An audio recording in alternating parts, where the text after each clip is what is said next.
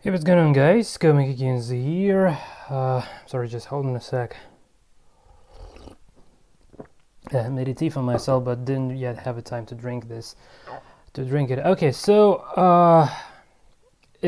we're really close to finishing our mode generator, basically. So really quite pretty few of things to do left here. So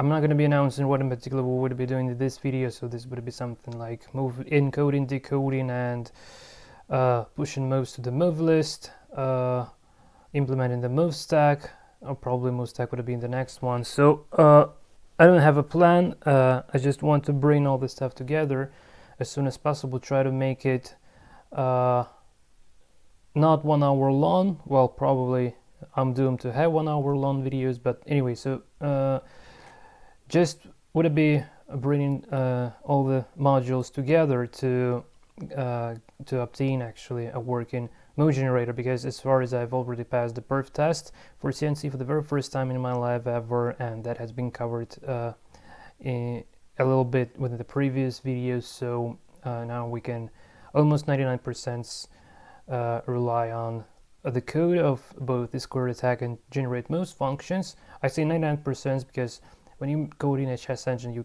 can't be 100% sure. Well, at least that's my opinion. Okay, guys, so now let's have a look what I have in my drafts. So what do I have in my drafts? Okay, move stack. So the very first thing to a new variable to add copy is the move stack.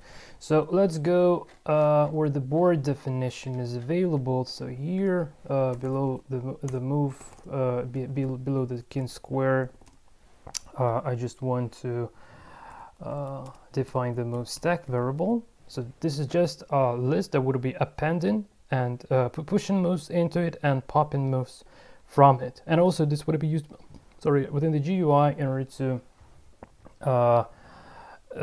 deal with the game history, and also for downloading the PGN at some point. That's a little bit too far at the moment, but still. And before anything else, I didn't do that within the drafts, but I want to make sure that we have the proper logic of resetting or updating the move list. Well, probably I don't do this in Ukun.js in my international Western chess engine in JavaScript. So just let me move stack. I can say equals to, oops, sorry. Or I do this. Yes, I do this in the reset board. Okay, perfect. So let's take this move stack and now find the reset board function, and every time we reset in the board, that literally happens every time the new FEN has been parsed, the move stack been cleaned up, because we no longer want to keep the history of moves for the previous game, only for the current game. So that's the reason. Okay, so no matter if we start from the starting position or from whatever given puzzle within FEN or whatever, it doesn't matter really.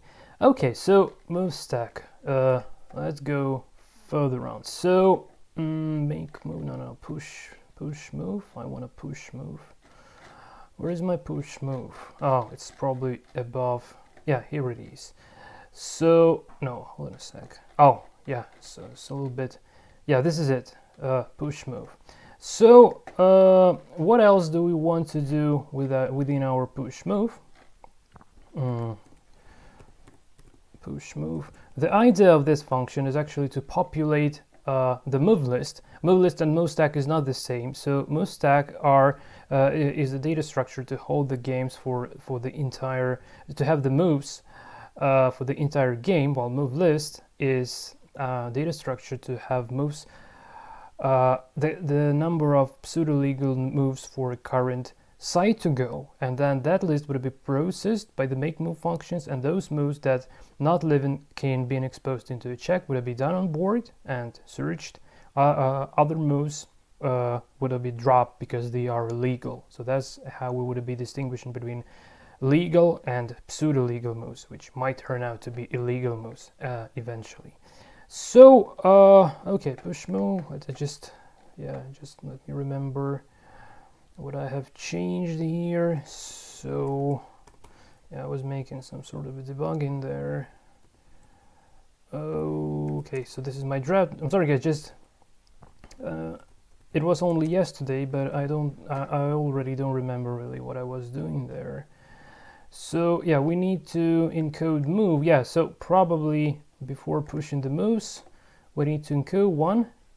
Okay, yeah, and move, then the move score. Yeah, this is it. So well, let's create a variable that would be storing. Well, actually, I'm just a bit wondering. Probably we can do this. Yeah, if as far as we can actually do this just right over in here, or we can even not. No, it's okay.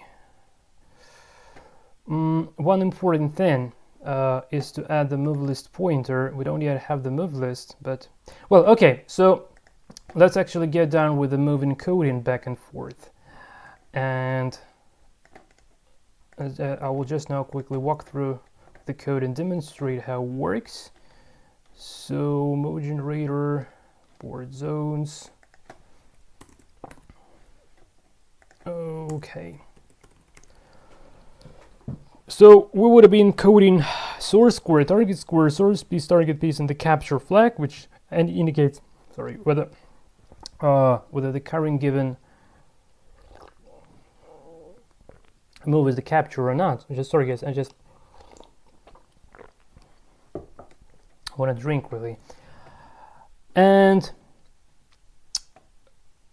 basing on the maximal numbers for the square and for a piece, we calculate the number of bits we need to occupy in order to represent that sort of a square or that sort of a piece.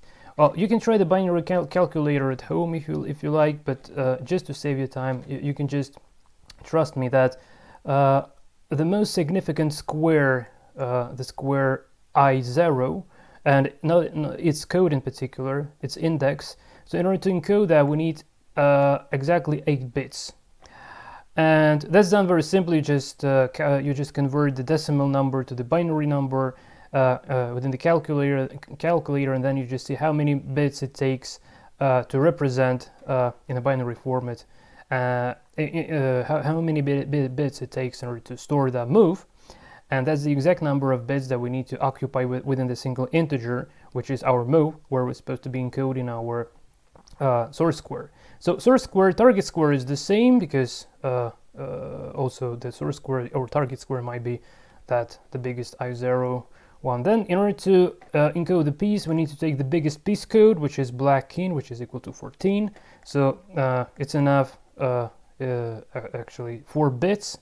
So well, this is actually 15, but we don't have that 15. But anyway, so this might be hold on a sec. It's not an issue anymore. But I just thought that if in some case, I just thought that 15 is exactly the number for is the exact code for off board, but we're not storing the moves that are going off board into our move list, so we're not ever about to be encountering that sort of a situation. Yeah, so 4 bits to store the source piece, respectively 4 bits to store the target piece. So it's quite a pretty nice layout here, and only 1 bit to store the capture flag. So what's the need to store the capture flag? Well, first of all, in order to be able to restore the target piece on restore the piece on the square where the capture has occurred. So we say, like, if when we're taking the move back, so if this move was a capture, we need not only to take the piece back from the target square back to the source square, but also on the target square we need to restore the target piece. And we take this target piece from the move, and if this was a capture, then we restore this target piece. So this is how it's done. Very simple. So this is it basically. Also, the matter of distinguishing between captures and quiet moves would be very useful during the question search. So within the question search, we'll modify, we'll clone our generate most function to generate only captures, and then within the question search, we would be calling only the generate captures move, only the generate captures function in order to reach the composition first, and only then return the static evaluation, because otherwise we would be suffering from the horizon effect, which on practice is the matter of engine just giving pieces away for nothing, because he thinks like he captured, he's better, but he didn't see that that would be the recapture, because the recapture goes beyond the horizon of the search depth or time or whatever, and in that case we just end up losing material. Okay, so encode move, so just a little bit of a commentary. So what we want to convert, well, actually no, we want to store let's say squares and pieces into a single integer. Well, in JavaScript this is probably not the single, not the integer type, but doesn't matter, into the single number. Let's say into the single number, because in JavaScript we have this number type. Okay, so now how this is done. So the source square can be simply bitwise ORed with a number. So we have this move that we would be bitwise ORing our elements of the move with. So in order to kind of store the source square to the move, we just need to bitwise end the move, which is equal to 0 with the source square. So the first the first 8 bits would be already representing the source square. Then we would be able to extract it back by saying get source of the move, and we simply need to bitwise end move with the hexadecimal FF, which is the hexadecimal representation of the binary number of this one. So exactly 8 bits to bitwise end the move with to extract the source square. Then exactly the same happens with this with the target square. The only difference is that we need shift to the left 8 bits, so no overlapping with the source square occurring, because otherwise it would be total disaster. Then we need to shift 16 bits, so the target piece is not overlapping with the target square. The same for target piece, and then at the very end we have this capture flag. So we just left shifting the bits so that no overlaps occurring. On the practice in JavaScript, at very least, we need to make sure that no more than 32 bits are used. In this case, this is really less than 32 bits, so this is just fine. So if in some engines or some implementations you would be having more than 32 bits, then you would most likely need to use a bigger number, like unsigned lon or lon even. So that might be the case. And we are taking back our mouse in exactly the same way. So first we shift to the right the bits that we need, and then we bitwise in with a specific constant, so to map the exact number of bits. So here we have FF, this is the single F, this is the single F, and this is just 1. So for those of you who doesn't know how this conversions from binary to hexadecimal is going on, that's very simple. So this is 15, and 15 in hexadecimal is F. This is also 15. This is also F. So, and again, like this is 15, this is 15, and this is 1. 1 is just like it is 1. And in hexa, the very great nature of hexadecimal numbers, so a single digit within the hexadecimal number represents 4 bits if we're talking about the binary representation. So that's a very nice option and very useful thing to visually represent the masks to bitwise end with in order to extract the move data back and forth.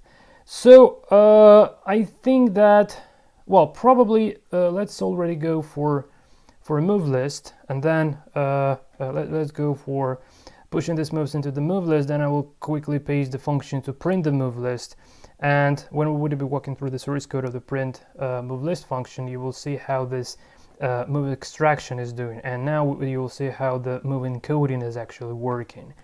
So what do we need here? So okay, if target piece, else. Okay.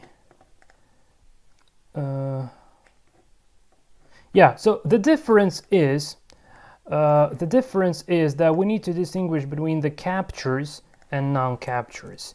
So here we are passing the source square, target square, source piece, target piece, and the capture squares. So 1, 2, 3, 4, 5, capture flag at the very end. So here the capture equals to true because we do capture a piece, and for the other option we would be having the quiet move like this. So now we don't really need to print anything to the console because we would be just printing the move list. Well, we could even make it a little bit more compact, even though it's a not very good idea to have this long strings in JavaScript, but I think this might be just fine. And the very last thing to consider, we simply need to push move into the move list. And now at the moment this is not going to be working because we don't yet have the pointer to the move list. So we need to provide the pointer to the move list. Well, let's take it as the very first element. And now within the generate moves, we need to do the following steps. So we need to create a move list. So this would be just a simple array. Okay, very simple. And now we need to pass the pointer to this array every time we're calling our push move. So I'll now just search for push move. Okay, and every time we call it, I want to paste the pointer to the move list. Okay, here, here, and you need to be very careful here, here, and here, and here, and here, and finally here. Okay, so at the moment, if I didn't break anything yet, this should be populating the move list. And in order to return this move list, we can simply say like return move list at the very end of the generate move function. So this would be returning to the pointer from the low level perspective. This would be the pointer to the very first element of the move list. But from the high level perspective, we just have the list of moves being returned by the generate moves function that we can do whatever with.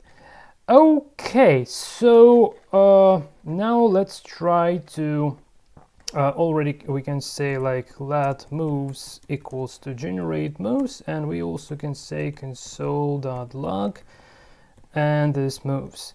Well, obviously we won't see the moves. We would only see the encoded moves, but it already should give us an overall idea of, okay, move score is not defined, excuse me, move score. Oh, sorry guys, yeah, one more little thing, so push move. One more little thing that would be needed when we would be implementing the move ordering, which is absolutely essential and most crucial part of the alphabet search. So without a move ordering, your engine is just doomed to be doing quiescent search forever, basically. So in order to avoid that behavior, we also need to score the move. It's not the static evaluation score, don't be confused by that. It's the score which would be the matter of which move to search first, which move to search next. So we need to sort move in the descending order. So the very first move is the one that would most likely to cause the beta cutoff, and the sooner beta cutoff occurs, the less nodes we need to traverse within our search in order to get absolutely the same result, the principal variation that we're looking for, searching for. But it takes really less nodes, and the more effective move ordering we have, the faster search we have, the stronger engine we have. So move scores is absolutely essential. So so our move list has two elements: the move itself and the score. So well, some people store in the score within the move itself, but in JavaScript, I don't want to go for those experiments because, well, this might be slightly faster, but I don't want to go for those experiments because just I'm not sure regarding the actual number of bits within the number in JavaScript, so the score might be too big, and there won't be enough bits to store it. So we'd rather go for this object. Okay, so here just want to define the score, and now it should be just fine. So we have 44 moves. So you remember we had 44 moves in the initial position, and here are all the moves. So we have the move being encoded as the integer. This is how the encoded moves looks like. So it's like A3 to A4. This is A3 to A4.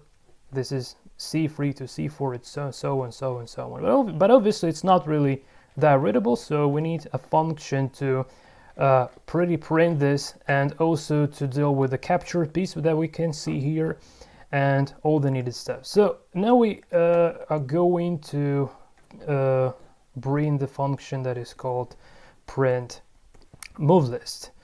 So print move list, and this one would be living within the IO part, I believe. That would be the best place for that. So where is our input and output? So this is the output.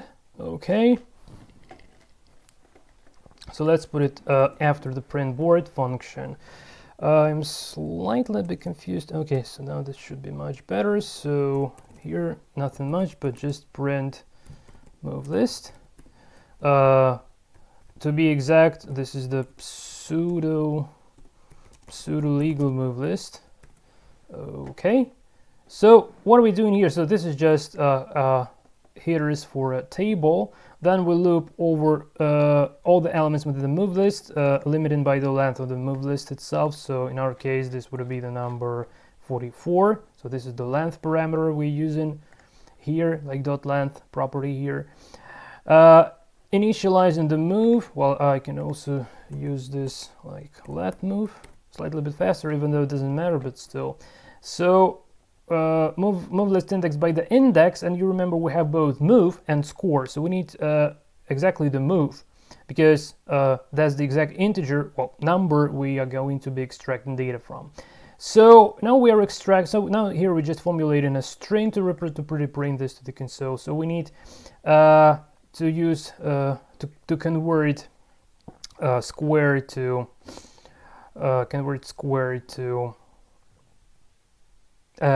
the number, the square index to a human readable coordinate.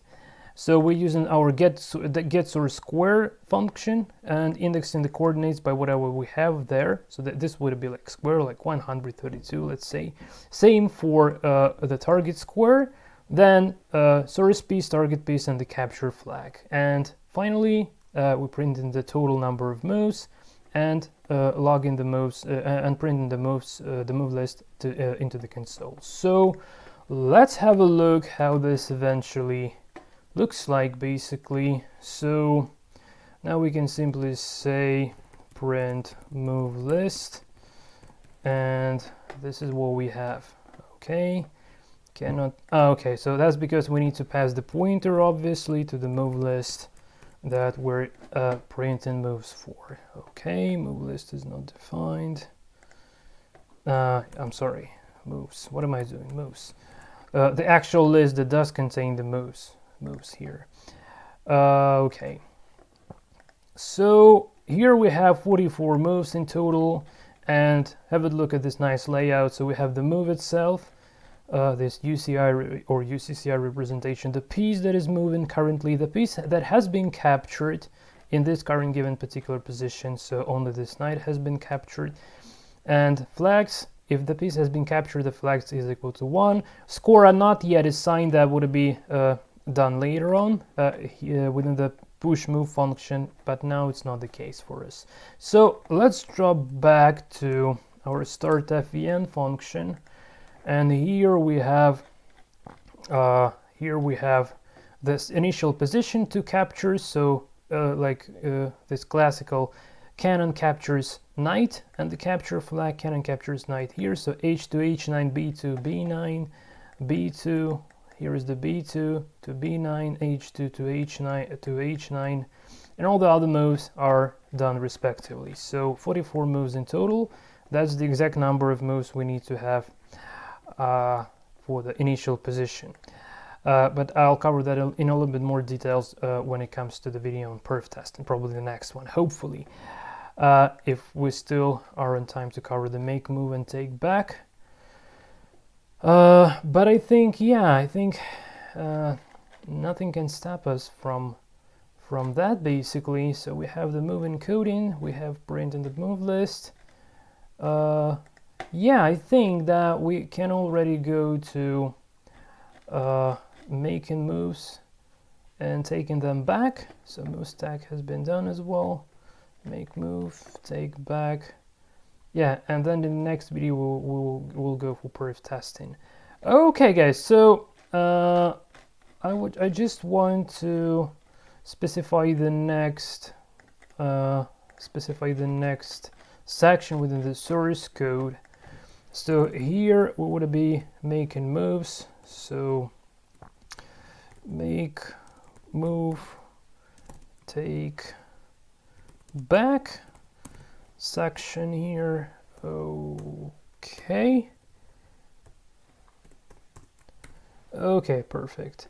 So unlikely international Western chess, Xiangqi has a very trivial make move function as well as the take back function as well. So I just grab this completely and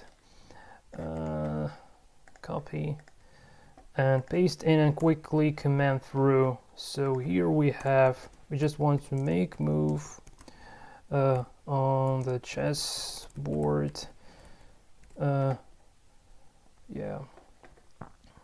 let's say just make move, nothing much here. So the very first thing, there are a couple of things we want to store within the move stack for the purposes of taking the move back. When it comes to Zobrist hashing and incremental updates of a hash key, we would also be storing the hash key here.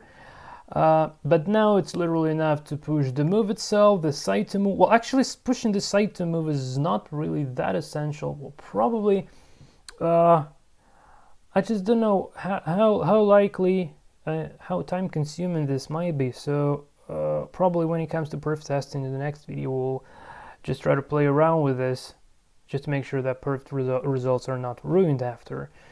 Okay, so 60 move rule counter. And the move itself. So, well, we could have even dropped the site, but yeah, for now let it just be there.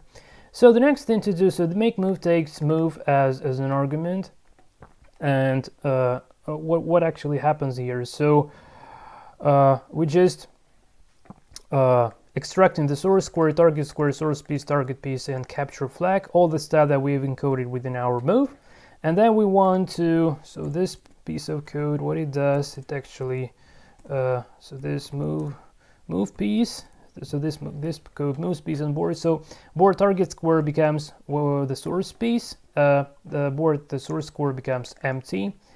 If we have a capture flag, we reset the 60 move counter. Otherwise, we increment it by 1.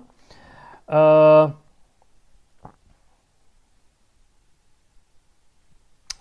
thought we could have even just make it here, and well, that's fine like this as well. Then update the king square. So every time we're at the board indexed by the target square, we have either red king or black king.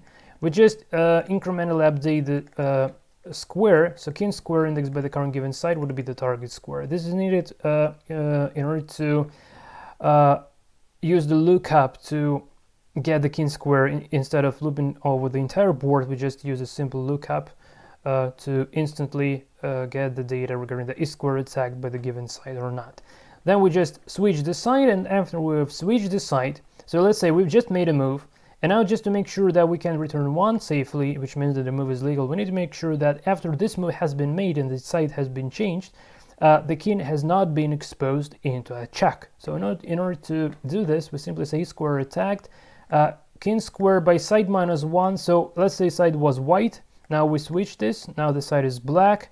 So we need to make sure that white are not attacking the black king, right?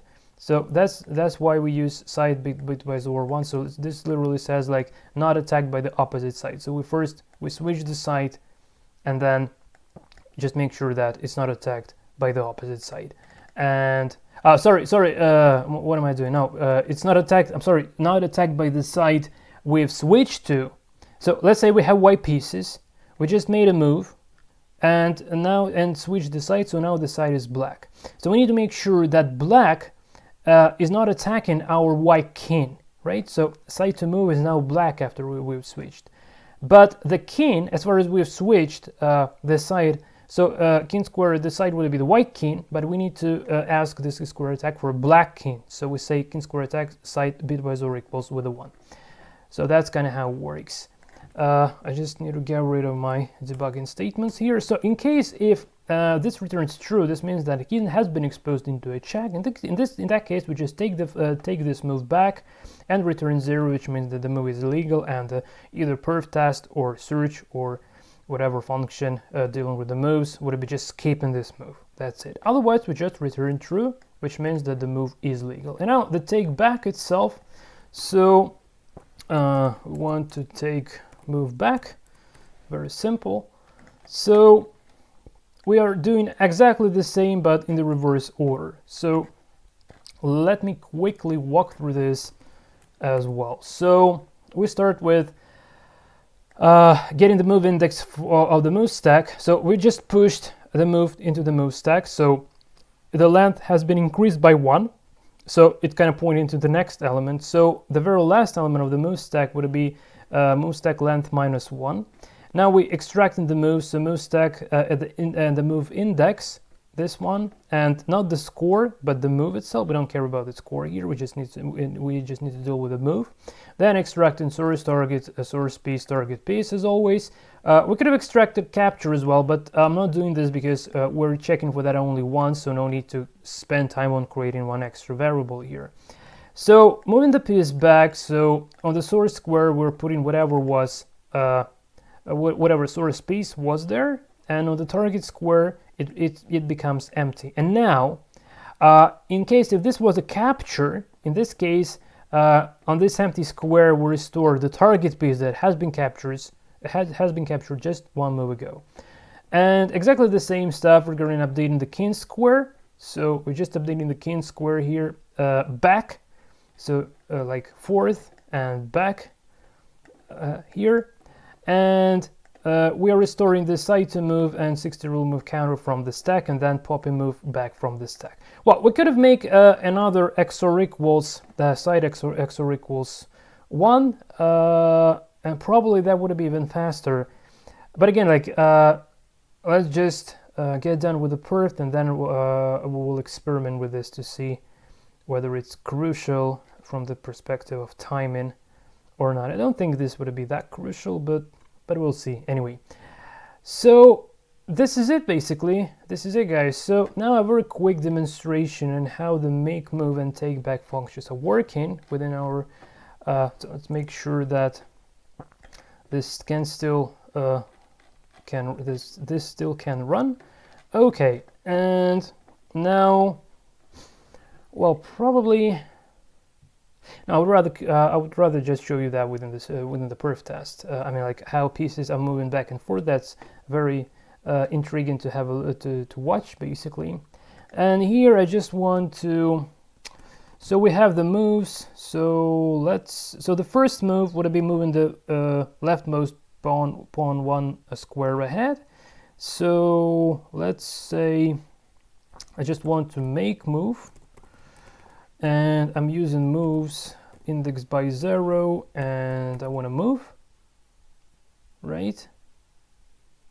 Yeah, and then I want to print the board, save, and let's have a look what we got. So you see, like, this pawn has been pushed, so pawn was here, but now pawn has been pushed, and now we simply take this back. So I say take back and print the board again, and we just had this initial position, then push the pawn, then put it back, and this is it. And during the search or merging or perf test, this would be happening with indeepening, so like white mouse, black mouse, white mouse, black mouse, depending on how many plies or half mouse we will specify for our tests. And this would be happening very, very fast, and that's how the engine's playing chess basically. So this is the heart and soul, I believe, of whatever chess engine, the mode generator, so the most essential part.